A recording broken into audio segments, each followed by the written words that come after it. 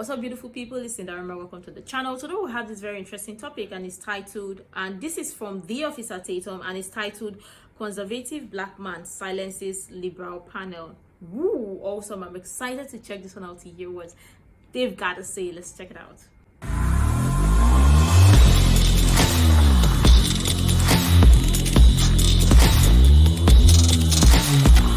Brought to you by TatumStore.com. TatumStore.com. Okay. Make sure you get the link in the description section. Get you some of our brand new merch. We have a brand new shirt that's out that's freaking hilarious. And it says, my pronouns are USA. It's my favorite shirt that we've made so far. So go on, get it. The discount code should pop up somewhere down here. So get the discount code, TatumStore.com. TatumStore.com. Get the link in the description section. Like and subscribe to the channel. Hit the bell so you get notifications anytime I go live, make a video. Make sure you still subscribe to this channel. Like this video. Comment over the shirt video. Let's get into this. I think that there are a number of things systematically that are set up so that we as Black people have a harder time succeeding economically, and it's embedded and bred into our culture. And so when we talk about fatherlessness, you know, that's a byproduct of a number of different issues. But if we had the economic power that many of our counterparts enjoy in this country, some of the issues that we face, we wouldn't have those. Officer Tatum, you want to weigh in on this topic? Yeah, I think that a lot of our issue comes from right here in the mind. Thank you, sir. Thank you. I would say that leads from the lack of education. The reason we vote the way we do is from a lack of education. The reason that we think, and no disrespect to the young lady, that we think that somehow our issues are external is a lack of education and knowledge. I honestly believe that we are the arbiters of our success. Yes. If we have problems in the inner city communities, we have to look in the mirror first. We have to look in the mirror first. Thank you. Because on this panel, I highly doubt that anybody on this panel is affected by systemic issues and the systematic oppression. That's not true. I said I highly doubt that none of us are affected. I'm a successful Black man. I got an education. I own my own business. Thank you, sir. I employ Black people in my business, and I pay them very well. Why? Because they're qualified. They do what it takes. They come, they interview, and I give them opportunities, and that beget other opportunities. So I honestly think that the person in the mirror is the biggest, problem or success factor in the Black community. Yes. Thank you, sir. Thank you. That's the truth. The other day, I was reflecting on my grandmother, and I was raised by my grandmother, my maternal grandmother. Both my parents were incarcerated on the federal level when I was approximately 5 years old. And I thought about something. My grandmother told me one day, she said, do you know that you are the first generation that was born free in this country? Come on. Okay. I said, what do you mean by that? She said, you were born in late 1970s. And I said, yeah. She said, well, when I was born one generation from a descendant of a slave. When your mother was born, she was born in Jim Crow. And so I was the first generation that was born fully free in this country. Why am I bringing that up? I'm glad that you asked that question. The reason why I'm bringing that up is because we are not too far removed from the institutional racism as it relates to signs, as it relates to legislation, et cetera, that keeps people like you, like me, like her, and like you, successful brother, in bondage. Can I jump in on this real quick? Brandon, before you do. And let me say this, even though you were the first generation, look at how much you've been able to accomplish. How much barriers do you have if you've been able to accomplish so much and you're only the first generation? Well, let me tell you about my barriers. So that, as a felon, as a person with a felony conviction, I can tell you about my barriers. There are more than 46,000 collateral consequences to one felony conviction in the United States of America. What did you do to go to jail? I was involved in criminal enterprising. There you go. So, let me just say this. The reason that I say that is because it's the same person in the mirror. The justice system, the white man, systemic racism, none of that had anything to do with the reason why you went to prison. Nah, I didn't get prosecuted by a white man. I got prosecuted by a Black prosecutor. I got prosecuted by a Black, I got sentenced by a Black judge. This wasn't about white. This wasn't about Black. Hang on one second. The system in and of itself, I'm telling you, the reason why you went there and I didn't is because decisions that you made and I didn't make those decisions. Thank you. Oh my and the reason why you're successful now are the positive decisions that you made learning from the experience.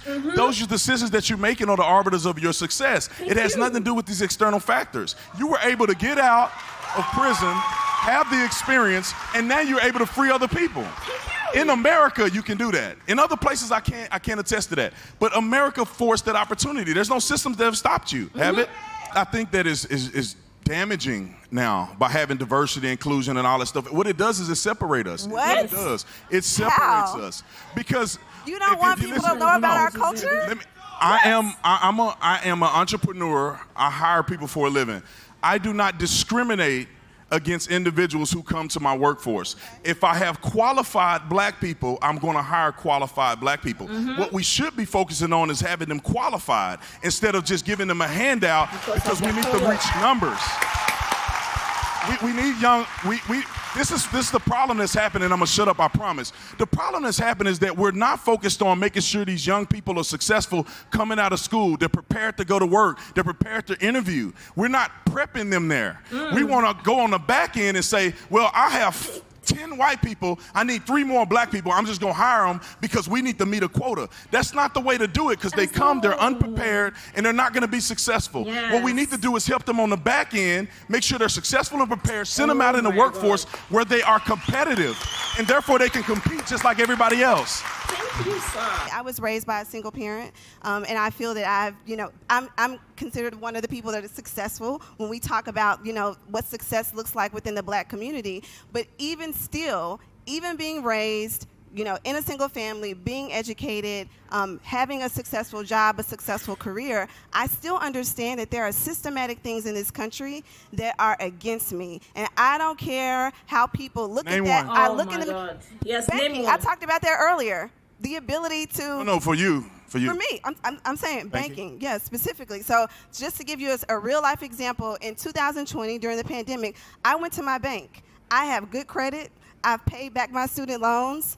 I, don't have any outstanding debt to income ratio, and I could not get $60,000. And I asked my bank, why was I denied a person who has A1 credit, don't have any student loans, I have, 2 or 3 properties. Why am I being denied a $60,000 personal loan? And you know what? They said because you're black? They didn't give me an answer. Well, how do you I know it's assume. because you're black? What I'm saying is, Wait, wait a minute. There are How no do you know it's because of the indicators. color of your skin? What I'm saying is, there are no indicators for why I should have been denied. That's what I'm saying. Do you know that any white people have been denied with the same qualifications? I don't know because I didn't go out and poll white people. There's This no way. isn't a conversation about white people. This is a conversation about me. No, but You're there's no way. acknowledging a hindrance. You're You're acknowledging a hindrance to I'm your... I'm acknowledging a hindrance in what you're considering to be a successful person doing what they're supposed to do, going out and working, having good credit, paying their bills on time, and still being denied with no reason given. As a black That's what person. as a You're black saying person. that happened to you I'm saying because that you were happened black. to me. What I'm saying is, It yes, I'm saying it happened. Oh my God. And I happen to be black, yes. Oh my God. Kalea, I want to talk about But immigration. wait a minute, I'd like Brandon to respond to that. I see you sat back, you're frustrated. Listen. I'd like you to respond. I will. Yeah. You got 2 minutes. 2 minutes. All I want to say is that I can fight with you if we have evidence. If you went to the bank and you have evidence that they've been giving loans to people with equal qualification as you have, and because you being black, they denied you, let's go to the bank and let's show up. Let's pull up. Exactly. But the thing is that it's not fair to make that determination without unequivocal facts, because what it does is it generates this idea that it's because you're black. There may be something that you could have changed when you made the application or not that could have caused you to get the loan. There are some educational points there that could have been effective, but you can't just say it's your race because then you're telling the next young person and the next young black person, and before you know it, they don't even give it a try when you're saying something that's not verified. No, I'm not saying. I'm gonna let you get your applause. What I'm saying is the same grace that you're asking me to give the bank and saying that maybe it didn't happen because I'm black, I'm asking for that same grace to say that that absolutely could have been a qualifier in their decision to deny me, but they didn't give me that information. Did and you so ask? the same way that I'm making an example that We don't know. So It could have just been as you're because you were saying, female. We It could like have been because Brandon, of anything. You don't It know. could have been I that- don't know it because could have you been know that- what? They didn't give me the They information. could have been jealous of you. They see you It come could have in been looking anything. nice. They hating on you. It could have been hating. It could have been because you're a Hates woman. do It could have not been like because pink. who I knows? have What the I'm facts also on just that. asking you to consider is that it also could have been my race. That's I all I'm asking do. you to consider. I know I'm I do. asking you to consider that as well. I think that that's fair to consider that, and I will. But we cannot make the determination, right? But we'll Yes. consider it. You know, in this country, if black people, if we're caring about what our efforts are and our effectiveness in this country is, if we get overtaken by people who shouldn't even be in this country, that didn't fight to belong in this country, didn't die, didn't shed blood, wasn't in the Civil War, wasn't a slave in this country. The law wasn't even prepared for people to come here illegally. It was prepared for black people who belong here. If we get overtaken by them, then what are we going to do? We're having abortions at a crazy rate. Therefore, we're not populating. We're at 12%. We're probably at 11% of the population. If there are 60% of the population, when we show up to vote, what kind of power you think we're going to have? And they came here illegally. Their ancestors were not here. They didn't go through the struggle. They didn't go through Jim Crow. You got to get in line and do it the right way. And you're not going to thwart opportunities for black people in this country. And if anybody cares about opportunities for black people, and they're saying they're not afforded these opportunities, they're getting taken away from them, this is one of the points that we should all be in unison on, is saying that these illegal people who come in this country that take opportunities from Americans is wrong. Yes. Well, the way that I feel about this country is we're all illegals in this country. No, we're not. Yes, we are. First of all, I knew it'd be controversial. I knew it was going to be controversial to say that. I do believe that black people built this country for free. I do believe that. But I also believe that we're all on stolen land. This is not our country. It's not. Nah. And so, because Whose country? Native Americans. Who? Which one? Which tribe? I don't know which tribe. The one who killed them to get them to kill the other ones to kill the other ones. Listen, Which tribe? Who- listen, let me say this. Oh my God. Do I believe that America has an immigration problem? Absolutely. I'll be the first person to say that. I don't believe any president, Democrat, Republican, has gotten it right. I think it's really a real challenge in this country. Do you believe, That Crystal, that said, our immigration problem is disenfranchising blacks? I don't. Okay. I don't think it is. All right. I reject the premise that quote unquote illegal immigrants are taking jobs away from black people. I reject that premise. Okay, we're going to go to solutions. How do we do that? Stop focusing on the past. Stop blaming other people, and let's come together. Let me finish. The past is a precursor. Let's start making sure that we hit these pillars as a community. Let's start marrying these young women and staying at home and taking care of your responsibilities as a man. Let's start building wealth together. Yes. Instead of going and banking with Chase Bank, somebody go bank with a black bank. For all these people who Give have me the all black this bank money to bank together, with. how we can't come together and start pursuing black excellence. Instead of supporting illegal immigration, let's support our people right here in New York. Instead of putting these people up in a hotel, paying for them to eat, giving them access, giving them free medical insurance. Let's do that for the black people who are struggling right here in New York. Wow. So what the other lady said, I mean, there was something that she said that every black person, like black Americans living in America, is living in a stolen land, and they are all illegal, living illegally. Oh my God. That is the ideology that is being implanted in most of these black folks' mind, and it's crazy. It is crazy. I still will not understand. Like, how did you even get it? How are you even thinking that?